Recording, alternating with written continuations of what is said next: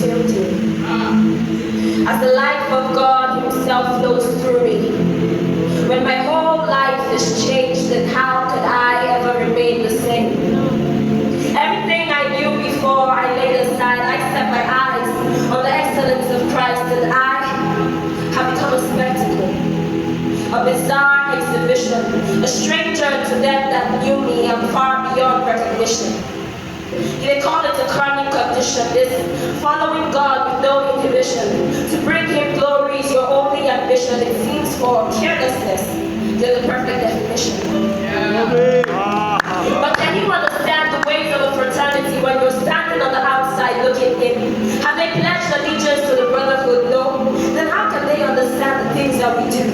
We've tasted and seen that the Lord is good, and the carnal cannot receive these things, the spiritual. They don't understand the jumping, the shouting. Why all of a sudden we're different, while we're not trying everything else before we finally settle for Christ, and why serving God is not only for when you're settled down. They don't understand because they are not part of us. See, I may be young, but never despise me. This body you see is not all there is to me. I am enlisted in the King's end time army. I am part of the dispensation. I am God's emissary. I represent God, His power and majesty. I'm loaded with more than I could ever need.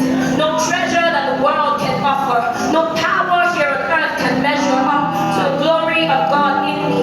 This new creation has been made extraordinary, and now you see, everything else just seems extraordinary.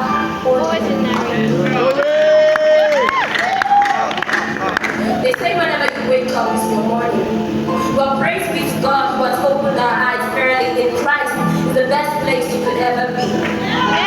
God gives us vision so we can see His glory in us, the victory He's won, the dominion we're living, the things that He has given.